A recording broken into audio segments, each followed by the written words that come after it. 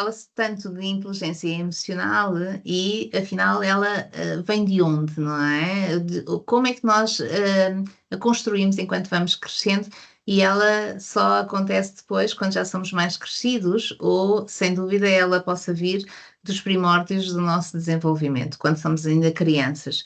E sim, portanto, a inteligência, chamada inteligência emocional, ela cada vez se encontra mais prejudicada, aquilo que nós vemos, até mesmo a elevação dos quadros de perturbação ansiosa, acabam por nos denotar isso, portanto, a incapacidade, a estranheza, a falta de treino que as pessoas têm cada vez mais em lidar com os seus sentimentos, em saber pensá-los e descodificá-los, ou em mesmo pô-los em palavras e falar com os outros sobre eles, e isso acaba por ser algo que, digamos, não se resume apenas a isto. Portanto, nós temos como se fosse aqui duas dimensões. Temos aquela que seja chamada da elaboração emocional e afetiva, destes exemplos que acabei de dar, ou temos aquela que seja da estimulação emocional e afetiva que possamos fazer com a criança desde que ela seja pequena. Jéssica, o que é que vai observando nas crianças que têm atendido? Depende, não é?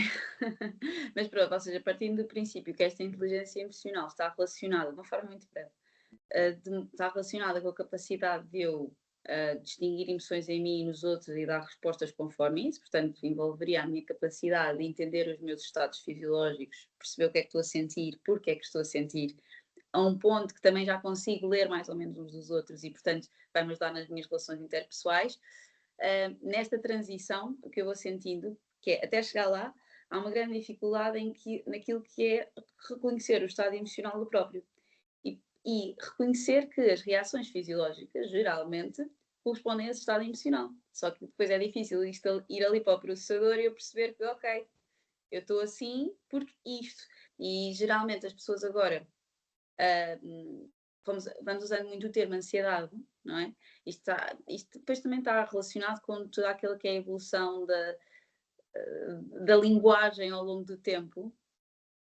Mas pronto, vamos todos falando de ansiedade para falarmos desse conjunto de reações fisiológicas. O que até aqui está mais ou menos bem. O problema é que depois nos falta distinguir aquilo que seria algo que é completamente adequado e incapacitante, ok? Algo que seja relacionado com uma perturbação da ansiedade, por exemplo, daquilo que sejam simplesmente estas reações fisiológicas que ainda não encontraram uma palavra, ainda não encontraram um contexto, ainda não encontraram algo para a compreender e, portanto, é só reação fisiológica. Eu não consigo pensar sobre ela, portanto, só sinto as sensações. E as pessoas, às vezes, assustam-se com isso como se fosse algo de errado. O que está simplesmente a acontecer é que eu não estou a conseguir pensar sobre estas reações fisiológicas e sobre o contexto em que elas estão a acontecer. E é só isto. E a grande dificuldade é, às vezes, as crianças conseguirem saber fazer isto, os adultos também conseguirem fazer isto para ajudar as crianças, porque muitas das vezes os pais, com muita preocupação, ficam ansiosos, portanto não conseguem encontrar a palavra para descrever o que sentem, quando veem as crianças, também elas, ansiosas, sem encontrar palavras para descreverem o que sentem. E aí pode-se tornar incapacitante. Sim, acho que a palavra-chave, e tem a ver com estes movimentos sociais, e com a maneira como também, ou seja, a própria sociedade vai depois modelando as personalidades das pessoas, tem a ver com os evitamentos. E tem a ver com os medos crescentes a fazer sentir coisas. E muitas das vezes aquilo que nós estamos a observar são pais que, na verdade, querem o melhor para os seus filhos, portanto, ou seja, pais que amam os seus filhos. E isto não estamos a falar só os filhos crianças. Nós, quantas vezes recebemos em consulta os adultos em sofrimento porque os seus pais, apesar de eles já serem adultos, continuam a não fazer isto com eles. E estamos a falar do quê? Portanto, ou seja, destes movimentos ditos evitantes, desta fuga a sentir, não só a sentir coisas intensas, porque se criou aqui um mito que se sentirmos coisas intensas vamos sofrer, vamos perder o controlo, ou seja, isso vai-nos fazer mal de alguma forma, às vezes nem sequer de uma forma que tenha sido realmente até elaborada, mas que persegue as pessoas. E isso aqui, sim, sem dúvida, está a ser um flagelo na preparação das nossas crianças, dos nossos jovens, para a vida adulta, para a vida real, para conseguirem depois lidar com as coisas que aconteçam, não só nas relações, mas também, ou seja, no seu contexto de vida, com aquilo que a vida traz, tem a ver com este evitamento ao desprazer. E, portanto, ou seja, às coisas que sabem mal sentir, nomeadamente à frustração. Temos então aqui, quer este culto a não trazer coisas que se sintam de maneira mais forte, porque a criança não aguenta, porque a criança precisa de estar tranquila e sossegada, porque a criança ainda é o bebê e não consegue dormir, porque se calhar é muita confusão, porque se calhar está perturbado, porque se calhar não vai aguentar. E, portanto, sempre a retirar a criança tendencialmente destes ambientes que seriam naturalmente estimulantes e não vamos para ali porque é muita confusão, não vamos para ali porque é muito barulho, não vamos para ali porque a criança cansa-se. E sem nos darmos conta, o que nós estamos a fazer sempre é reduzir isto ao mínimo da estimulação, ao mínimo que a criança consiga aparentemente aguentar, quando isso não traduz a realidade, e sempre neste sentido evitante de se sentir coisas mais intensas. Por isso, mesmo quando as coisas, e já me aconteceu, ter pessoas, por exemplo, adultas, que chegam em ataque de ansiedade e quando chegamos à conclusão estavam felizes. Só que ainda não tinham sentido a felicidade ou se deixado de experimentar a felicidade daquela maneira tão, vamos dizer assim, despreocupada e, portanto, assustaram-se com aquilo que isso faz sentir. E isto é um exemplo que eu costumo dar para nos rirmos aqui um bocadinho e para entendermos que nem sempre aquilo que se sente de uma maneira intensa e que assusta é necessariamente uma coisa má. Mas o grande flagelo, como estava a dizer, é tentar construir aqui uma realidade ilusória para a criança e tentar fazer com que a criança, que cresce já no chamado princípio do prazer, ou seja, no início tudo se ajusta a ela, se for um bom ambiente, toda a gente lhe corresponde, toda a gente a cuida e dá as necessidades básicas, os cuidados, os aconchegos, ela está feliz porque, de certa forma, ela não vive frustrações. Mas depois, passado ali o primeiro ano, ela começa a ter locomoção, começa a mexer nas coisas, começa a ter já alguma liberdade, alguma iniciativa e a preocupação muitas das vezes é em continuar a manter esta ilusão de que a vida vai ser sempre aquilo e que ela há de conseguir lá chegar. Ou seja, este mito de que a criança, se a deixarmos, ela vai conseguir encontrar o seu caminho, ela um dia vai se propor às coisas que têm que ser, ela um dia vai conseguir disciplinar-se e mobilizar-se para lá chegar aos seus fins, e isso é uma mera fantasia. A criança vai ficar perdida neste limbo, porque ela sozinha não consegue fazer essa transição. E isto tudo para quê? Para que, do ponto de vista desta inteligência emocional, e quando nós falamos de inteligência emocional, temos que falar de todos os sentimentos que há para sentir frustração incluída. O que nós não queremos é frustrações que sejam demolidoras, esmagadoras e perversas sobre a criança, naturalmente, ou agressivas, essas são desnecessárias. Mas a frustração diz que a determinado momento, e a própria criança vai começar a ter movimentos opositores que são naturais, que vêm quase ali impregnados no seu sistema psicológico, precisamente para desencadear esse processo. Portanto, ela vai tentar opor-se à realidade e nós e a realidade temos que tentar impor-nos e gradualmente. Portanto, o segredo aqui é que seja uma coisa gradual para ser uma coisa que a criança vá integrando ao seu ritmo, ao seu tempo e onde se vá treinando a gerir essa frustração. Quase todas as problemáticas que nós encontramos e grandes dificuldades em fazer as gestões emocionais, e portanto, ou seja, no que se diz que é esta inteligência emocional, a grande fatia é sem dúvida uma grande dificuldade em gerir a frustração. A frustração porque tem que ter trabalho nos meios para chegar aos fins, a frustração porque primeiro tem que reconhecer deveres antes de ter acesso aos seus direitos, a frustração porque há uma coisa que tem que ser ou que deve ser e que ela tem que aceitar e fazer mesmo que não goste. Ou seja, no fundo, todo este ajustamento que a criança tenha que fazer à realidade e aos outros que a envolvem, sem que ela, porque é mais pequena, tenha ainda direito a negociações ou a nivelamentos com os outros. Depois temos também aqui outros sentimentos que tendencialmente assustam bastante. Portanto, se nós formos falar numa tristeza, aconteceu qualquer coisa que de facto está triste, Os próprios pais estão muito tristes com qualquer coisa, ou deu-se um falecimento, ou deu-se uma circunstância, ou os pais até estão zangados. O que é que nós vemos tendencialmente? Esconder, esconder isso à criança, como se a criança nunca pudesse estar em contacto com tudo isto.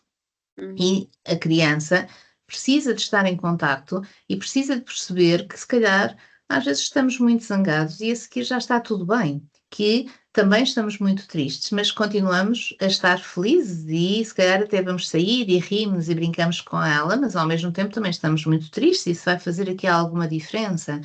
Outro dos sentimentos terríveis é a culpa. Como fazer a criança, por exemplo, lidar com a culpa? Jéssica, tem algum exemplo desses, por exemplo? Hum,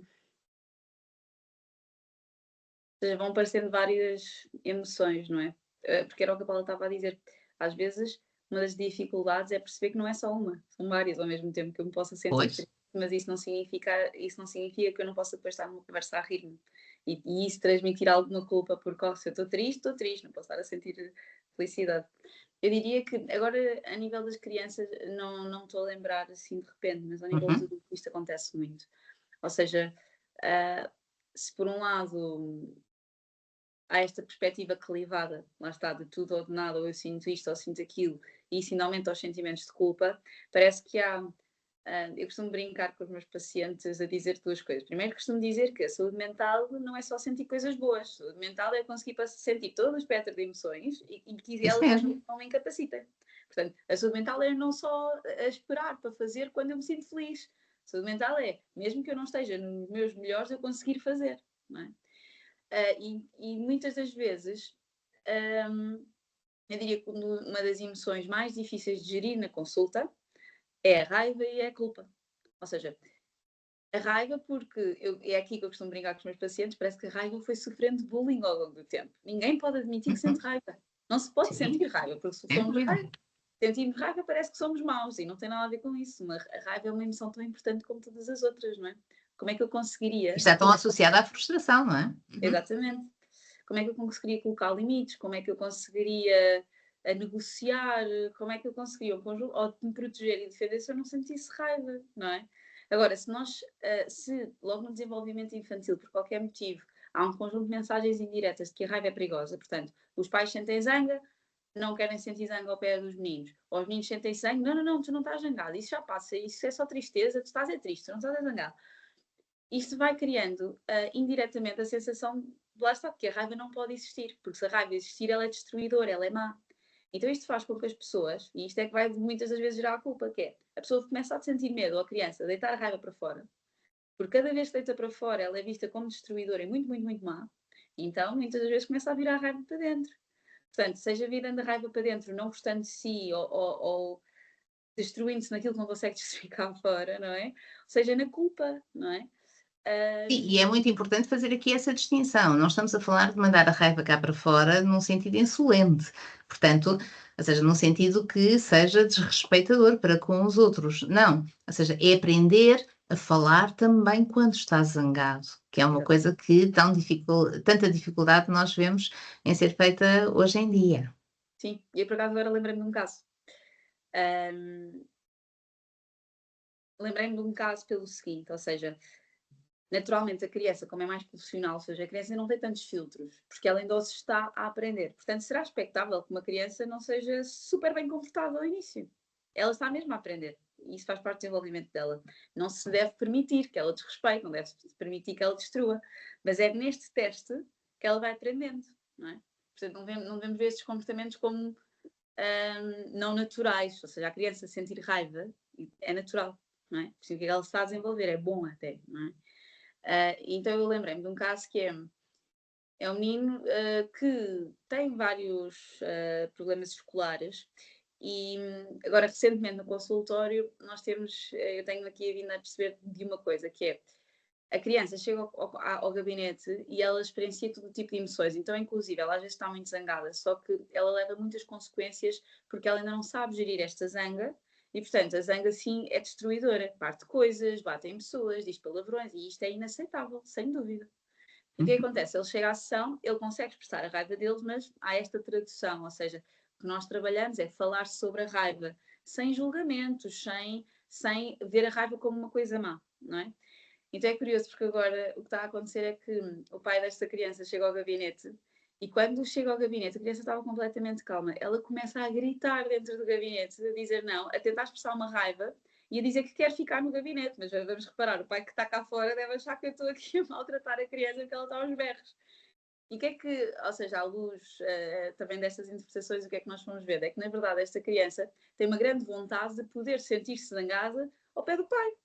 Só que ela não Sim, sente essa é que é a grande necessidade. distinção. Ou seja, entre ela poder zangar-se, mas lá está. Ou seja, começar desde pequena a ser trabalhada e treinada a chamada modulação afetiva. Portanto, ou seja, a expressar a raiva ou outro sentimento qualquer, mas de uma forma que seja ajustada. Portanto, também se for preciso zangar-se e dizer ao outro aquilo que sente e tudo mais, não é? E mostrar que está com raiva, mas de uma forma que não seja desrespeitosa e que não seja insolente, e assim sucessivamente. Portanto, ou seja, aqui a questão não é deixar espaço e condições para que as emoções venham ao de cima, se possa falar delas e se possa reconhecê-las.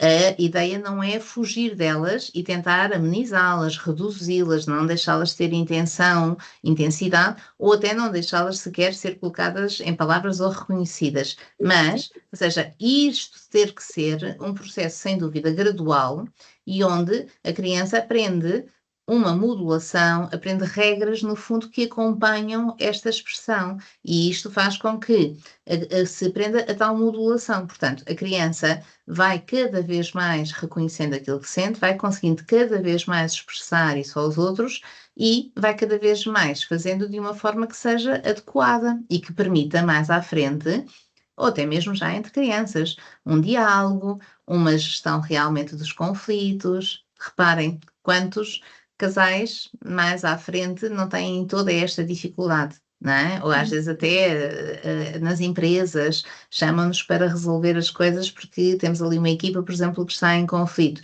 E quando se diz as pessoas têm dificuldade de comunicação. Sim, porque as pessoas estão sempre entre este tudo ou nada. Entre nada dizer, nada deixar que venha cá para fora, ou a explosividade e a temperamentalidade que faz explodir tudo e tornar aquilo uma guerra e ninguém se ouve e ninguém consegue expressar isto de uma forma adequada, precisamente por isto. Portanto, aquilo que possam ser os maiores conselhos sejam não restringir certos sentimentos e experiências emocionais à criança, sejam elas quais forem, abrirem espaços. Se vocês chegarem e perguntarem à criança, ela nunca vos sabe dizer diretamente. Portanto, porque isto lá está, isto não vem do cognitivo, não vem daqui, não vem do frontal.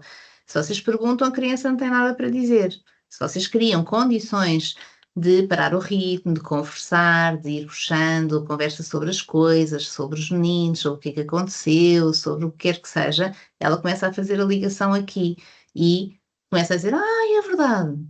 Ai, isto, ai, aquilo", e os pais ficam muito surpreendidos. "Então, mas isso tudo se passou, tu andas a pensar isso, andas a sentir isso", e depois aí, lá está, não haver alarmes, haver andas, se for necessário, e sem dúvida correções à desadequação da forma como se sente, como se agiu perante aquilo. Por exemplo, se a criança denota um comportamento que não é aceitável, ou mesmo ali como a criança possa expressar isso. Ela não pode desatar a partir, a bater, ou a gritar, ou a fazer o que quer que seja, mas, né, não retirar o espaço para isso, para que isto cada vez mais, quer do ponto de vista das experiências e, portanto, vivencial, sejam coisas intensas que se deem à criança para sentir e ela desmistifique isso, que isso não lhe faz mal e que nós estamos habilitados a isso, como depois também que ela consiga, desde pequena, habituar-se a esta faculdade de pôr isso em palavras, para poder expressar. E mais à frente, então, mesmo já em adulto, conseguir não ter dificuldades de comunicação e conseguir expressar aquilo que sinta ao outro. Porque a maior parte das vezes o conflito dá-se ou a incapacidade de resolução de alguma coisa entre duas pessoas porque não estão a conseguir dizer realmente, francamente, aquilo que sentem. Uhum, sem dúvida. Eu sinto que isto logo é uma coisa que também se vai trabalhando muito. Neste caso, isto também tem que ter com adultos, é mais visível porque adultos, ou seja, quando chegamos à vida adulta, isto já vem, vai trazer tudo aquilo que se foi desenvolvendo lá atrás. às vezes as pessoas, e num contexto terapêutico, não é? Até têm medo de dizer aquilo que realmente sentem. Então, muitas das vezes nós temos que ajudar o adulto, eu diria da mesma forma como se pode ajudar uma criança, a dizer, falar sobre isto, colocar isto em palavras, estes sentimentos tão brutais em palavra, não significa que a seguir vá à realidade e tenha que fazer o que quer que seja. Sim, nem Simplesmente significa que lidar com odiar aquilo umas que é. partes não significa deixar de amar as outras, não é? Portanto, Exatamente. e essa será a grande questão. Uhum. Sim. E aproveito para finalizarmos aqui com esta ideia. Portanto, quantas vezes nós sentimos que os adultos estão aflitos em não querer fazer chorar a criança? Como se isso então significasse que se está a amá-la e a tratá-la e a cuidá-la da melhor forma. Mas garanto-vos que esse choro nem sempre é sofrimento. Portanto, esta mistificação que se está a fazer de que a criança chorar, então os pais estão a ser maus, tem a ver com coisas que os pais provavelmente terão que trabalhar psicologicamente, porque a criança, e bem, e os adultos já perderam essa faculdade tantas vezes e também lhes faz falta, a criança se sente que as coisas são difíceis, se são esforçadas, se sente uma culpa, a criança apetece chorar um bocado. Assim como o bebê se sente um desconforto, ele é um desconforto, mas ele chora para deitar aquilo cá para fora. Portanto, ou seja, é só uma oportunidade da criança conseguir vazar e deitar cá para fora e expressar sem medo, sem restrições, aquilo que sente. Portanto, chorar não significa fazer sofrer e é fundamental e necessário, ou seja, é inevitável que se tenha que fazer as crianças chorar dizendo-lhe um não. Agora, é diferente nós dizendo-lhe um não e impondo-lhe um não, e que o não é talvez nem é assim, é um não porque a mãe está a dizer, é um não porque o pai está a dizer, mas a criança chora e se calhar ela própria nos vem pedir a seguir um abraço e um mimo e nós continuamos a dar-lhe o mimo e a tratá-la com carinho e com afeto e com ternura, ou seja, o que é que nós fizemos? Nós fizemos um não porque o não tem que ser não. Porque ela tem que ir dormir porque não quer, só queria brincar, porque ela tem que comer tudo, mas ela não quer, só queria aquilo que lhe apetece e os doces, porque ela não pode ir correr para o meio da estrada e porque pode ter ali um acidente e ela ou quer ir para o recreio dos adultos e subir aquelas coisas altas que os meninos mais velhos estão a fazer, mas ela não pode. Portanto, o que é que nós tivemos a fazer? Nós tivemos a dizer vários nãos que são atos de amor, são atos de proteção. Mas, com isso, a criança tem que ter a liberdade e a oportunidade de chorar, porque está a vivenciar essa frustração. Mas ela, mais à frente, vai compreender que aquilo foi um gesto de amor e provavelmente ela até o vai reproduzir, sabendo que aquilo deu um bom resultado. E ela só será uma criança mais habilitada, mais tranquilizada e até com um sentimento de segurança maior. Mas para isso, nós temos que separar isso do amor e da ternura que continuamos sem dúvida a dar e logo de seguida. E, portanto, a ideia seria sempre esta. Sim, e deixar sentir um bocadinho mais. Eu estava aqui a pensar, porque depois também estava a pensar nos adolescentes, não é? Ou seja, na pré-escola eu acho que os pais às vezes ainda vão conseguir deixar de chorar porque não têm outra hipótese, não é? Porque as crianças choram mais. Mas até mesmo quando já são mais velhas e há problemas que são mais subjetivos, não é? A criança começa a experienciar sensações de injustiça, começa ela própria a tentar argumentar coisas, ou até fazer os pais, às vezes, lá está, sentirem-se mal por qualquer coisa, porque sem dúvida que na experiência subjetiva da criança aquilo realmente é muito injusto, mas os pais com mais experiência de vida conseguem perceber e analisar mais a subjetividade e às vezes sentem-se culpados. E até mesmo com os adolescentes, o momento em que o adolescente ou a criança se sente triste ou zangado é fundamental. Ele tem que ter tempo para se sentir triste ou zangado. Ele tem que ter tempo de, depois de ouvir o não, ir para o quarto, chorar um bocadinho, falar mal do pai e da mãe aos amigos, e depois, eventualmente, perceber que não há volta a dar e vai ter que fazer aquilo daquela maneira, eventualmente ele há de perceber. Mas ele teve que passar por estas fases todas para sentir que não era para se conseguir modular, não é? E às vezes os evitamentos vêm disto, é quase que não é permitido sentir, ou tem que se arranjar uma escapatória muito rápida para deixar de sentir. E este processo que envolve desconforto, não só para as crianças, mas também para os pais, são fundamentais nesse desenvolvimento e na promoção dessa inteligência emocional. Sim. Tornemos-nos, pois, mais inteiros, vamos dizer assim, e deixemos aqui esse espaço para tudo o que exista para sentirmos coisas que quer sejam mais positivas e mais negativas ao mesmo tempo, porque é isso que a vida nos vai estar sempre a trazer e a própria criança tem que aprender isso, ou seja, enquanto ela está frustrada, está feliz ao mesmo tempo porque estão a fazer coisas boas e já a seguir já se está aos beijos e aos abraços e a rir-se com os pais, porque ela aprende a viver todas estas coisas ao mesmo tempo e que nos tornemos com isto pessoas sem dúvida mais, sim, não só inteiras do ponto de vista psicológico, mais seguras e mais felizes. Até à próxima. Até a próxima.